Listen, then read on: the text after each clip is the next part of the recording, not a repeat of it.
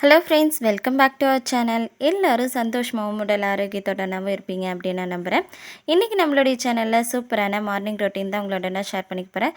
இது ஒரு நல்ல ஒரு மோட்டிவேஷ்னல் வீடியோவாகவும் இருக்கும். அதே போல் இந்த ஜென்ரேஷனில் ஒவ்வொரு ஹவுஸ் ஒய்ஃபும் ஃபேஸ் பண்ணக்கூடிய சில பல பிரச்சனைகளை பற்றி நம்ம டீட்டெயில்டாக டிஸ்கஸ் பண்ணலாமா? வாங்க வீடியோக்குள்ளே போகலாம்.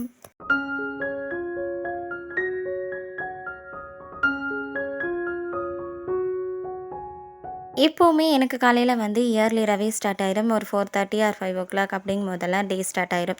ஆனால் இந்த டே ஸ்டார்ட் ஆகும்போது எல்லாரும் ஃபேஸ் பண்ணக்கூடிய ஒரு மிகப்பெரிய பிரச்சனை என்ன தெரியுங்களா? அந்த சோம்பேறித்தனமாகவே இருக்கும், தூக்க கலக்கமாகவே இருக்கும். என்னடா பண்ணுறது அப்படிங்கிற மாதிரியே இருக்கும். சம்டைம்ஸ் வந்து இந்த குழந்தைங்களுக்கு ஸ்கூல் இன்றைக்கி லீவாக இருந்துட்டால் கூட நல்லாயிருக்கும் அப்படின்னு சொல்லி தோணும். ஒரு சிலர் பார்க்கும்போது எப்படி இவங்க எப்போவுமே டே ஃபுல்லாக சுறுசுறுப்பாகவே இருக்காங்க அப்படின்னு சொல்லிட்டு நம்மளுக்கு தோணும். ஆனால் அவங்களும் இதே லேசியான ஃபீலிங்ஸ் எல்லாமே அவங்களும் ஃபேஸ் பண்ணியிருப்பாங்க. ஆனால் ஒரு சில டிப்ஸ் எல்லாம் ஃபாலோ பண்ணி அந்த சோம்பேறித்தனத்தை வந்து விரட்டி அடிச்சிருப்பாங்க. மேக்ஸிமம் வந்து தூக்க கலக்கமாக இருக்குது அப்படின்னாவே நம்ம நல்லா வந்து ஜில் தண்ணியில் ஃபேஸ் வாஷ் பண்ணோன்னு வச்சுக்கோங்களேன், தூக்கம் பறந்தோடி போயிடும். ஸோ ட்ரை பண்ணி பாருங்கள். ரொம்ப தூக்க கலக்கமாக இருக்குன்னா சில்லுன்னு தண்ணியில் ஃபேஸ் வாஷ் பண்ணிடுங்க, தூக்கம் தெளிஞ்சு போயிடும். இன்றைக்கி வந்து சுண்டல் குழம்பு வச்சிடலாம் அப்படின்னு சொல்லிட்டு சுண்டல் வேக போட்டுட்டு அதுக்கப்புறமா தான் போய் வாசலெல்லாம் வந்து கோலம் போட்டு விட்டுட்டு இன்றைக்கி வந்து செம்பருத்தி பூ நல்லா அழகாக பூத்திருக்கு, பார்த்துட்டு வந்திருக்கேன். சரி இன்றைக்கி சாமி ஏதாவது கும்பிட்டோம் அப்படின்னா செம்பருத்தி பூ பறித்து வச்சிடலாம் அப்படின்னு சொல்லிட்டு தான். நான் எப்போவுமே இந்த சுண்டல் குழம்புக்கு நல்லா வறுத்து அரைச்சி அதுக்கப்புறமா தான் குழம்பு வைப்பேன். ரொம்பவே சூப்பராக இருக்கும். ரொம்ப உங்களை போர் அடிக்க வேண்டாம் அப்படின்னு சொல்லிட்டு நிறைய நான் செய்கிறது காலையில் என்னுடைய எல்லா வேலையுமே உங்களோட நான் ஷேர் பண்ணிக்கல. நான் செஞ்ச சுண்டல் குழம்பு மட்டும்தான் உங்களோட நான் ஷேர் பண்ணியிருக்கேன். மற்றபடி எல்லாத்தையும் நான் வீடியோ எடுத்தேன் அப்படின்னா கண்டிப்பாக உங்களுக்கு ரொம்பவே போர் அடிக்கிற மாதிரி இருக்கும். அதனால தான் எல்லாமே எடுக்கல. இன்றைக்கி வந்து குழந்தைங்க டிஃபன் பாக்ஸுக்கு வந்து லெமன் சாதமும் முட்டையும் கேட்டிருந்தாங்க. ஸோ அதை தான் ரெடி பண்ணுறேன்.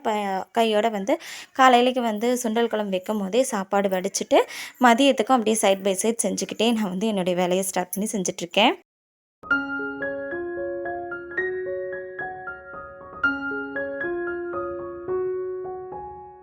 காலையில் எழுந்திரிச்சு இந்த குக்கிங் பண்ணுறது கூட கடகடன்னு முடிச்சிடலாம். ஆனால் இந்த குட்டீஸுங்களை ஸ்கூலுக்கு கிளப்பி விடுறதுக்குள்ளே அப்பப்பா போதும் போதும்னு ஆயிரும். அந்த அளவுக்கு சேட்டை பண்ணுவாங்க. இதே வந்து சொன்னோம்னா என்ன சொல்லுவாங்க தெரியுங்களா?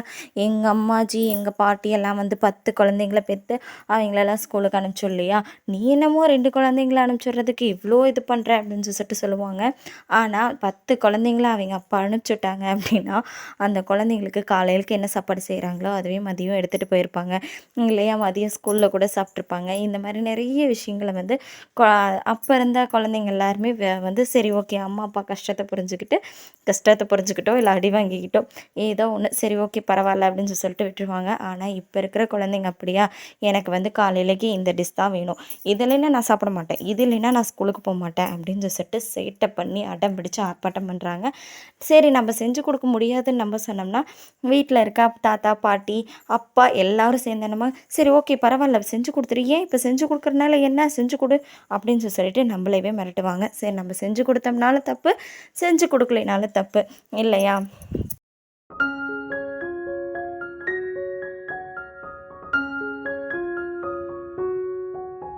அப்போல்லாம் 10 குழந்தைங்கள அசால்ட்டாக வளர்த்துனாங்க அப்படின்னா, ஸ்கூலுக்கு போகிற குழந்தைங்களா இருந்துச்சுன்னா, சாப்பாடு மட்டும் செஞ்சு வச்சுட்டா போதும், இந்த குழந்தைங்க சாப்பிட்டு கிளம்பி போயிடுவாங்க. ஆனால் இப்போல்லாம் அப்படியா கண்டிப்பாக கிடையாது. இப்போ இருக்க அம்மாவுக்கு வந்து நிறைய விஷயங்கள் தெரிஞ்சிருக்கணும், சூப்பர் செஃப்பாகவும் இருக்கணும், நிறைய புது புது டிஷ்ஷெல்லாம் செய்ய தெரிஞ்சிருக்கணும், குழந்தைங்க ஆசைப்படுறது எல்லாமே செஞ்சு தரணும். பீஸா வேணும்னா பீஸா செய்யணும், பர்கர் வேணும்னா பர்கர் செய்யணும். அதே சமயம் ஹஸ்பண்ட்க்கு வந்து நம்ம கல்ச்சருக்கு ஏற்ற மாதிரி சேரீயும் போட தெரிஞ்சிருக்கணும். குழந்தைங்களுக்கு வந்து மாடர்ன் மாமா ஜீன்ஸும் போட தெரிஞ்சிருக்கணும். வந்து குழந்தைங்கள ஸ்கூலில் கூட்டிகிட்டு போயிட்டு வர்றதுக்கு டிரைவிங் தெரிஞ்சிருக்கணும். குழந்தைங்களுக்கு ஏதாவது வந்து ஹோம்ஒர்க் கொடுத்துருக்காங்க, கிராஃப்ட் ஒர்க்கெல்லாம் பண்ணணும்னா அதை செய்யவும் தெரிஞ்சிருக்கணும். ஹஸ்பண்ட் வந்து கிரிக்கெட் பார்த்தா நம்மளும் சேர்ந்து கிரிக்கெட் பார்க்கணும், குழந்தைங்க வந்து டாம் அண்ட் ஜெர்ரி பார்த்தா அதையும் நம்ம பார்க்கணும். நம்மளுக்கு பிடிச்சதை நம்ம கண்டிப்பாக பார்க்க மட்டும் முடியாது. இந்த மாதிரி நிறைய சாக்ரிஃபைஸ் பண்ணணும், நிறைய விஷயங்கள் நம்ம கற்றுக்கணும். அப்படி கற்றுக்கிட்டாலுமே நம்மளை கடைசியில் சொல்கிறது என்னென்னா, உனக்கு ஒன்றுமே தெரியாது அப்படின்னு தான் சொல்லுவாங்க. அப்போ தான் நம்மளுக்கு பயங்கரமாக கோவம் வரும். இத்தனை விஷயமும் தெரிஞ்சு வச்சுக்கணும், ஆனால் நம்மளுக்கு ஒன்றும் தெரியாது. அதே சமயம் இந்த குழந்தைங்கள சமாளிக்கிறதுக்கும் நம்மளுக்கு தெரியாதுன்னு கடைசியில் சொல்லிடுவாங்க. அதுக்கு இவங்க ஹெல்ப் பண்ணுவாங்களான்னு கேட்டிங்கன்னா, அதையும் பண்ண மாட்டாங்க. நம்ம மிரட்டுனா நம்மகிட்டயே சண்டைக்கு வருவாங்க. அந்த குழந்தைக்கு சப்போர்ட் பண்ணுவாங்க. கடைசியில அந்த குழந்தை ஏதாவது அவங்க கிட்ட சேட்டை பண்ணுச்சுன்னா, "நீ என்ன புள்ளைய வளர்த்தி வச்சிருக்கிற? ஒழுங்கா சொல்லி தர மாட்டியா? இதெல்லாம் சொல்லி தர மாட்டியா? இதெல்லாம் பேச மாட்டியா? இதுக்கெல்லாம் திட்ட மாட்டியா? இதுக்கெல்லாம் அடிக்க மாட்டியா?" அப்படின்னு சொல்லிட்டு அதுக்கும் நம்மள தான் குறை சொல்லுவாங்க. "எதுக்கு தாங்க நீங்க குறை சொல்ல மாட்டீங்க? முடியல."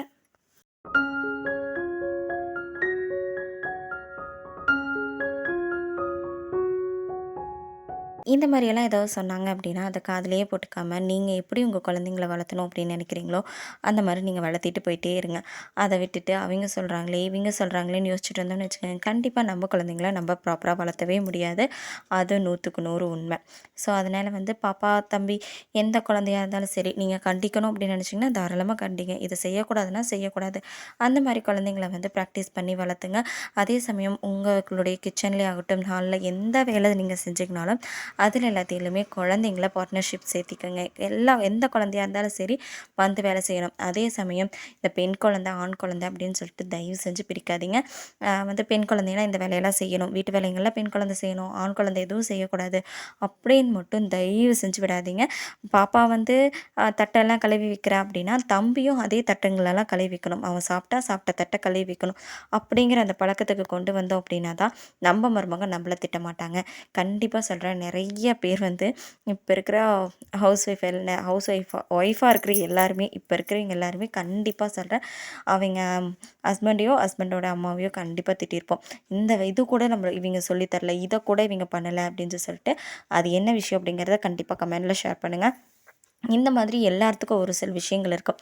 அந்த திட்டு நம்ம வாங்காம இருக்கிறதுக்கோசரம் நமக்கு பசங்களுக்கு நம்ம சில விஷயங்கள் சொல்லி தர்றது நல்லது தான் அப்படின்னு நான் நினைக்கிறேன். நீங்க என்ன நினைக்கிறீங்க அப்படிங்கிறத ஷேர் பண்ணுங்க.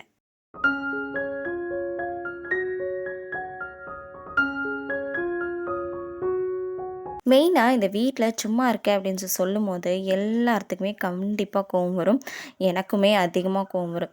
எல்லா வேலையுமே செய்வோம். வீட்ல இருக்க அத்தனை வேலையும் செய்றது நம்மளா தான் இருக்கும். காலையில எந்திரிச்சு சாப்பாடு செஞ்சு, குழம்பு செஞ்சு, கிச்சன கிளீன் பண்ணி, சிங்க்ல இருக்கிற பாத்திரத்தெல்லாம் விளக்கி, துணியெல்லாம் துவைச்சு, அலசி காய போட்டு, இத்தனை வேலைகளும் செய்வேன். வீடு மொத்தத்தையும் கிளீன் பண்ணி வைக்கிறது, எல்லா வேலையும் நம்ம தான் செய்வோம். ஆனா, ஒரே வார்த்தையில சிம்பிளா சொல்லிருவாங்க, "நீ சும்மா தானே இருக்க" அப்படின்னு சொல்லிட்டு. இந்த வார்த்தைய கேட்கும்போது அவ்வளோ கோவம் வரும். என்னதான் சொல்லுங்க, நம்ம இத்தனை வேலையை செஞ்சாலும் நம்மளுக்குன்னு ஒரு சேலரி கண்டிப்பாக கிடையாது.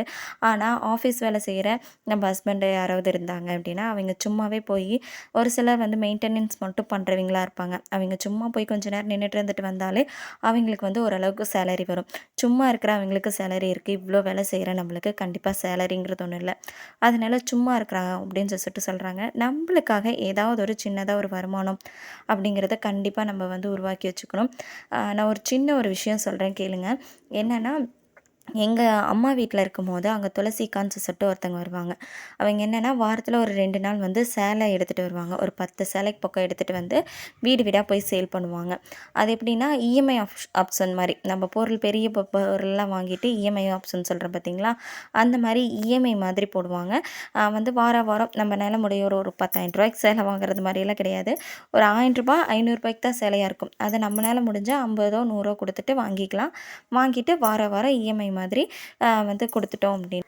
அந்த அக்கா வாரம் வாரம் வாங்கிட்டு போயிருவாங்க. இதுதான் அந்த அக்காவோட ரெகுலரான வேலை. வாரம் தவறாம வந்துருவாங்க. அது ஒரு வருமானம் வர்றதுக்கான ஒரு நல்ல வழின்னே சொல்லுவேன். இந்த மாதிரி இத தான் நம்ம பண்ணணும் அப்படிங்கிற அவசியம் இல்ல. ஏதாவது ஒரு வேலை நம்மளுக்கு கம்ஃபர்டபுளா இருக்கிற மாதிரி ஒரு 10, 100ன்னு வருமானம் வந்தாலுமே, அந்த வருமானம் கூட நம்மளுக்கான ரெஸ்பெக்ட்ட நம்மளுக்கு தேடி குடுக்கும். அதனால முடிஞ்ச வரைக்கும் ஏதாவது ஒரு சின்ன வேலை செஞ்சு வருமானம் வர்றதுக்கு ட்ரை பண்ணுங்க. "நீ என்ன வருமானம் பண்ற?" அப்படின்னு சொல்லி கேட்டா, நான் எந்த வருமானமும் பண்றதில்ல இப்போதைக்கு. ஆனா கண்டிப்பா அதுக்கான முயற்சி ட்ரை பண்ணிட்டுருக்கேன். அது சக்ஸஸ் ஆச்சு அப்படின்னா கண்டிப்பா வீடியோல ஷேர் பண்றேன்.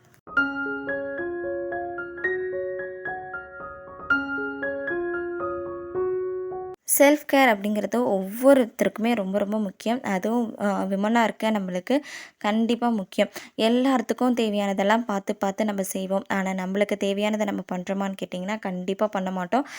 நம்ம தானே பழசு இருக்குது அப்படின்னா, நம்ம சாப்பிட்டுக்கலாம் அப்படின்னு சொல்லி விட்டுருவோம். இதே ஹஸ்பண்ட், குழந்தைங்க எல்லாரும் வெளிய போகிறாங்க அப்படின்னா, நம்ம தானே டீ மட்டும் குடிச்சுக்கிட்டு கம்முனு இருந்துக்கலாம் அப்படின்னு சொல்லிட்டு நெறைய பேர் நெனச்சிருப்பீங்க. ஏன் நான் கூட அந்த மாரி நெனச்சது உண்டு.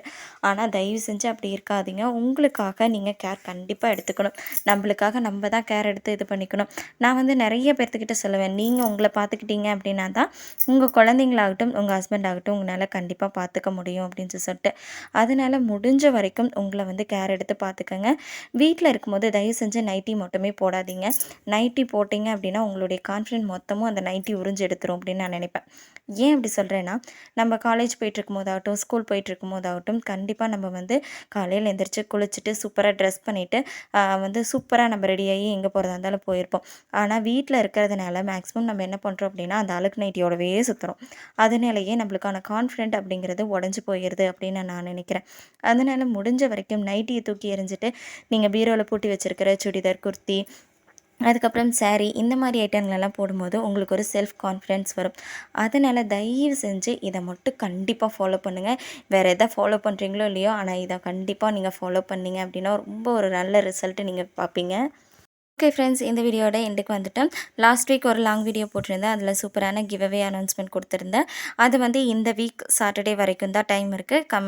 அந்த வீடியோ போய் பார்த்துட்டு கமெண்ட் பண்ணுறதுக்கு மறந்துடாதீங்க. கிவ்அவே முடிஞ்சிருச்சு அப்படின்னு சொல்லிட்டு என்ன குறை சொல்லக்கூடாது. நெக்ஸ்ட் வீடியோ நம்ம சேனலில் சூப்பரான நைட் ரொட்டீன் தான் உங்களோட நான் ஷேர் பண்ணிக்க போகிறேன். நைட் வந்து குக்கிங் எல்லாம் முடிச்சுட்டு கிச்சன் க்ளீனிங், அப்புறம் வந்து ப்ரிப்ரேஷன், நெக்ஸ்ட் டேக்கான ப்ரிப்ரேஷன் எல்லாம் என்ன பண்ணலாம் அப்படிங்கிறது எல்லாமே ஷேர் பண்ண போகிறேன். ஸோ அதனால் சப்ஸ்கிரைப் பண்ணி பெல் ஐக்கானை கிளிக் பண்ணி வச்சுக்கோங்க. அப்போ தான் நான் போடுற வீடியோவை உங்கள் மொபைலுக்கே டெலிவரி பண்ண முடியும்.